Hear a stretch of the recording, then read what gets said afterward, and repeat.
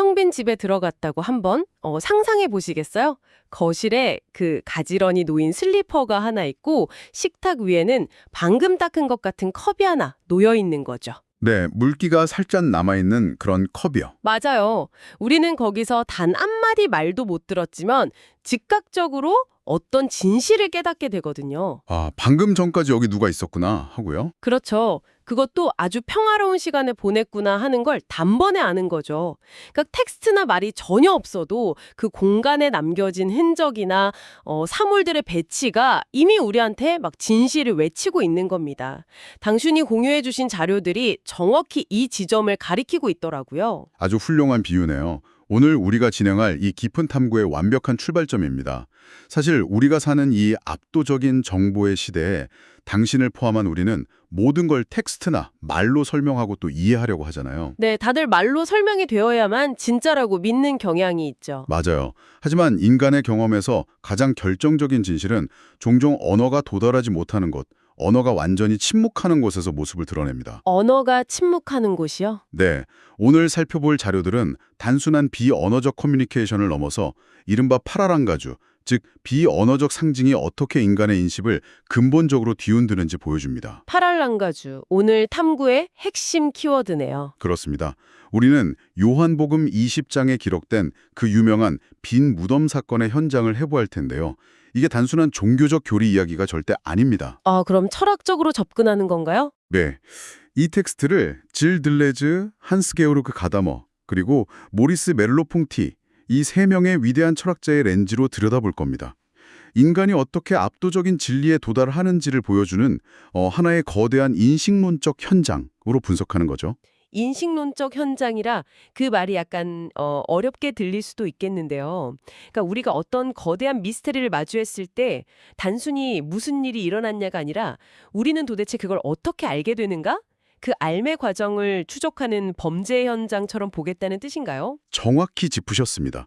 인간의 감각이 먼저 충격을 받고 사물이 말을 걸어오고 마침내 지성이 그걸 해석해내는 그 아슬아슬한 과정 전체를 들여다보자는 거죠. 좋습니다. 그럼 사건의 시작점부터 가볼까요?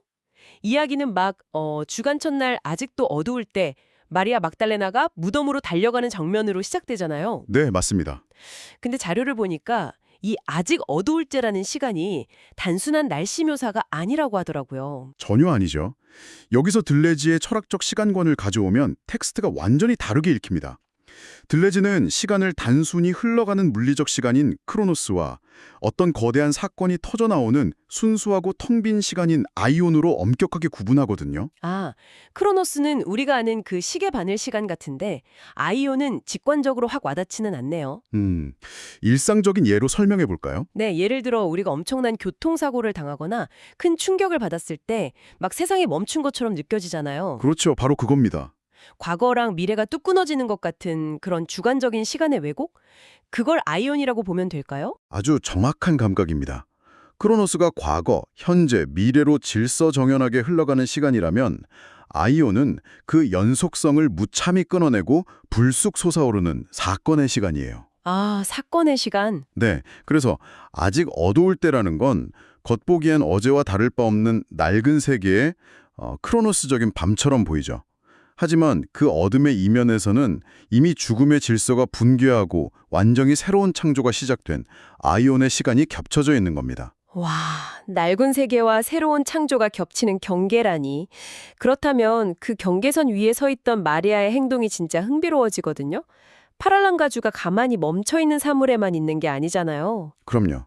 움직임 그 자체도 파랄랑가주가 되죠. 네, 그녀는 무덤돌이 치워진 걸 보자마자 제자들을 향해서 엄청나게 숨가쁘게 달려가거든요. 인간의 속도 자체가 첫 번째 파랄랑가주로 작동하는 셈인데 저는 사실 그녀의 행동이 앞뒤가 안 맞는다고 생각했어요. 어떤 부분에서 모순을 느끼셨나요? 그녀는 나중에 제자들을 만나서 누가 주님 시신을 훔쳐갔습니다. 라고 말하잖아요. 그렇죠. 즉, 머리로는 이 상황을 끔찍한 시신 도난 범죄로 오해하고 있는 거예요. 근데 만약 진짜 범죄 현장이라고 생각했다면 막 나무 뒤에 숨어서 조심스럽게 살피거나 겁에 질려서 뒷걸음질을 쳐야 정상 아니었을까요?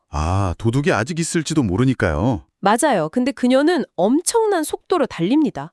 마치 머리는 상황을 단단히 오해하고 있어도 그녀의 몸은 이미 본능적으로 이건 단순한 도난이 아니라 엄청난 사건이라 라는 걸 알아차린 것 같아요. 와, 그 모순이야말로 우리가 주목해야 할 핵심입니다.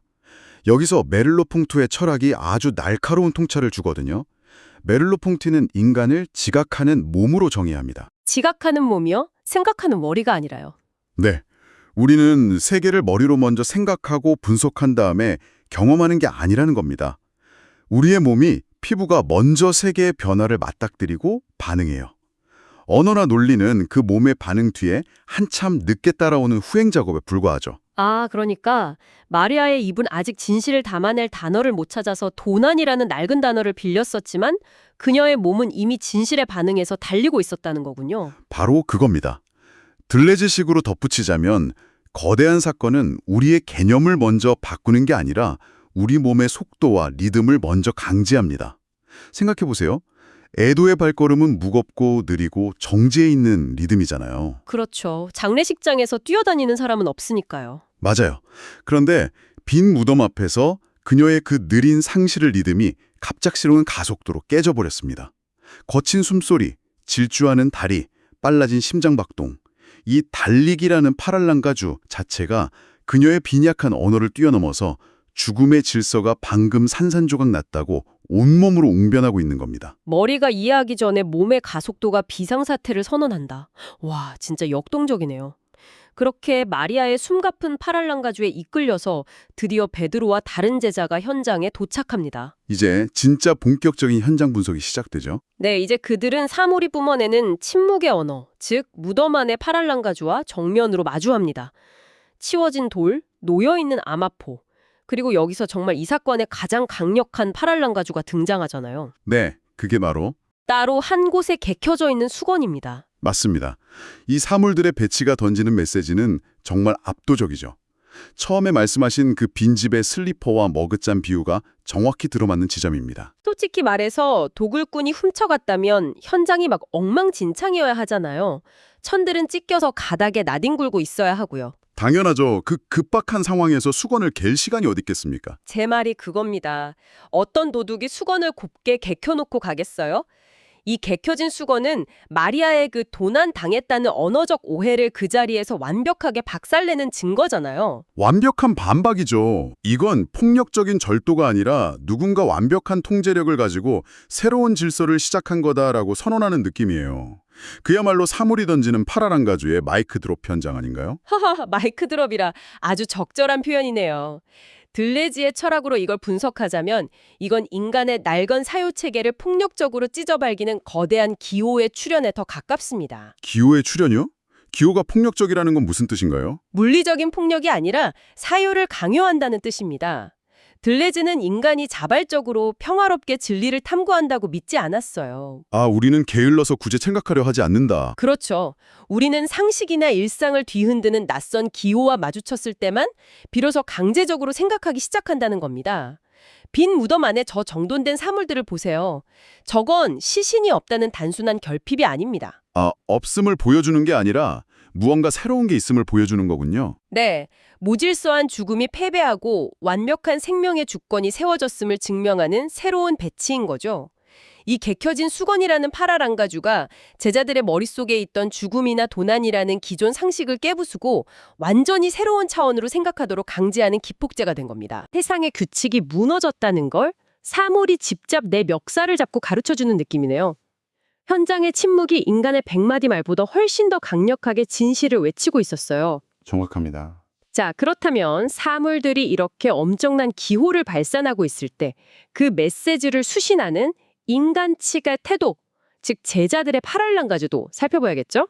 본문을 보면 무덤에 도착한 두 제자의 몸의 자세가 극명하게 갈리잖아요. 네, 이 텍스트는 두 사람의 몸짓을 대단히 의도적으로 대비시킵니다. 먼저 도착한 사랑받는 제자와 뒤따라온 베드로죠. 맞아요. 먼저 온 제자는 무덤 문턱에서 몸을 굽혀서 안을 들여다보기만 해요.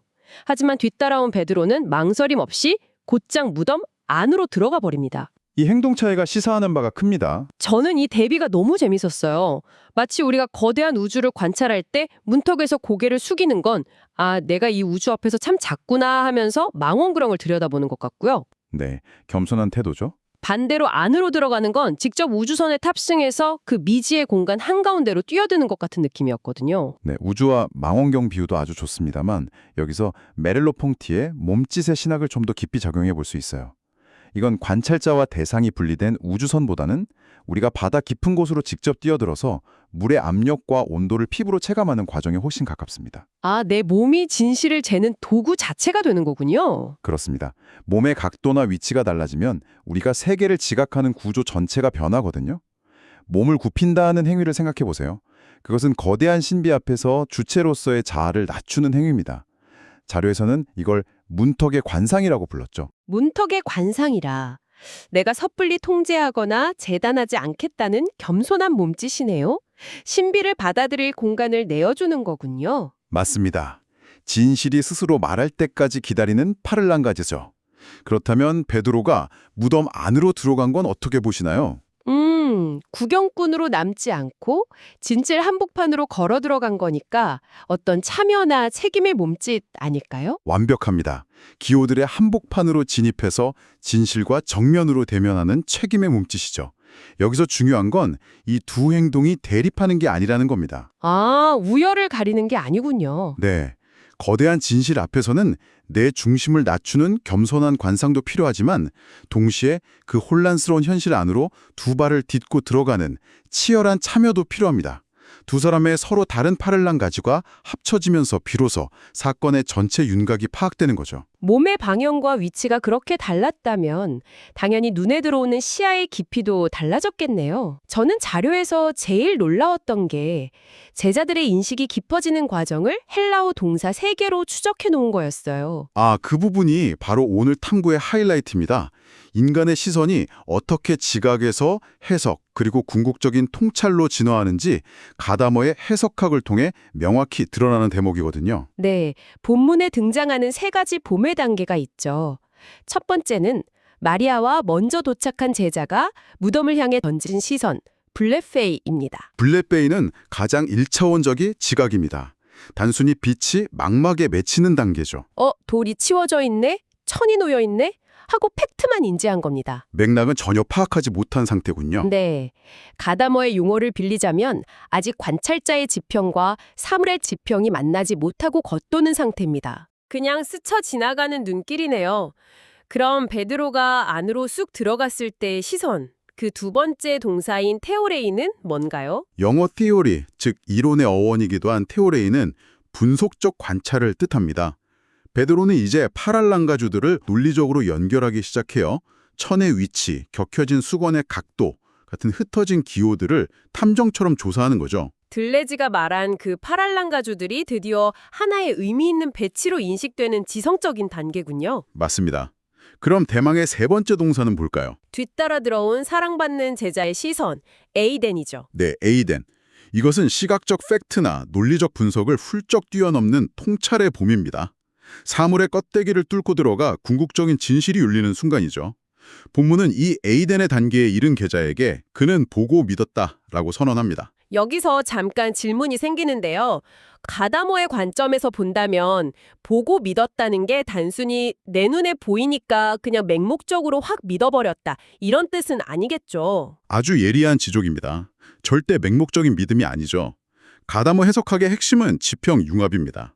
우리 각자는 자신이 살아온 경험과 선입견이라는 이해의 지평을 가지고 있잖아요. 네, 저만의 시야가 있죠. 그리고 우리가 마주하는 텍스트나 사건 역시 자신만의 거대한 지평을 뿜어냅니다. 에이덴은 바로 관찰자의 낡은 지평이 사건의 진리 지평과 강렬하게 충돌하고 융합되면서 이전에 없던 완전히 새로운 삶의 차원으로 도약하는 걸 말합니다. 와, 그러니까 감각, 분석, 해석의 치열한 과정을 모두 거쳐낸 이성이 도달하는 최고의 깨달음이네요. 정확합니다. 그렇다면 지금까지 우리가 나눈 3명의 철학자가 이 빈 무덤이라는 파랄랑가주 현장에서 완벽하게 하나의 고리로 쫙 연결되네요. 당신이 보내주신 자료가 왜 이 3명을 동시에 소환했는지 이제야 확실히 알겠습니다. 어떻게 연결되는지 한번 중합해 주시겠어요? 네, 머릿속에서 막 퍼즐이 맞춰지는데요. 먼저 부활이라는 거대한 사건은 우리의 상식을 부수는 개겨진 수건이라는 파랄렌 가주로 현장에 폭력적인 흔적을 남깁니다. 이게 들레지죠? 네, 기후의 출현이죠. 그다음 인간은 머리를 쓰기 전에 무담을 향해 달리고 몸을 굽히고 안으로 들어가는 몸의 지각으로 그 사건을 온몸으로 겪어냅니다. 이게 메를로퐁티고요. 맞습니다. 지각하는 몸이죠. 마지막으로 그 몸이 수집한 파랄랑가주들은 단순한 현상, 즉 블레페에서 시작해 테오레이 분석을 거치고 마침내 지평이 융합되는 에이덴 통찰로 진화합니다. 그게 가다모의 해석학이고요. 와, 정말 완벽한 요약입니다. 언어가 실패하고 절망만 가득해 보였던 공간에서 사물과 몸짓을 침묵하는 파랄랑가주를 읽어낸 인간이 마침내 진리를 도달하는 그야말로 아름다운 철학적 합창이네요. 정말 압도적인 탐구였습니다. 이 깊은 통찰들이 지금 이 방송을 듣고 계신 당신의 일상과 어떻게 연결될 수 있을지 생각해 봅니다. 살다 보면 논리나 말로는 도저히 설명이 안 되는 혼란스러운 순간들이 오잖아요. 마치 마리아가 마주한 그 캄캄한 빈 무덤처럼요. 네, 그럴 때 우리는 성급하게 누군가의 말에 기대거나 도난당했다는 식의 오해에 빠져 절망하기 쉽죠. 하지만 오늘 탐구의 메시지는 분명합니다. 언어가 실패하는 바로 그 자리에서 진실은 훨씬 강렬하게 파랄랑가조를 통해 말을 걸고 있다는 거죠. 맞습니다. 듣고 계신 여러분의 헬매에 남겨진 작은 흔적들, 누군가 정돈해 놓은 듯한 사물의 배치들, 그리고 머리는 부정해도 몸이 먼저 반응하는 그 직관적인 이끌림. 여러분도 인생의 혼란 앞에서 이런 파랄랑가주를 읽어낼 수 있기를 바랍니다. 팩트를 스치는 블랙페이를 넘어 맥락을 짓미는 테오레이를 거쳐 진실과 지평이 융합되는 에이덴으로 나아가시길 응원합니다. 오늘 우리가 나눈 이 언어 이전의 진실을 포착하는 연습이 멈춰진 여러분의 삶의 현장에서 새로운 사유를 폭발시키는 작은 기호가 되기를 진심으로 바랍니다. 처음에 말씀드린 그 빈집에 가지런한 슬리퍼처럼 당신의 몸도 늘 당신에게 무언가를 말해주고 있습니다.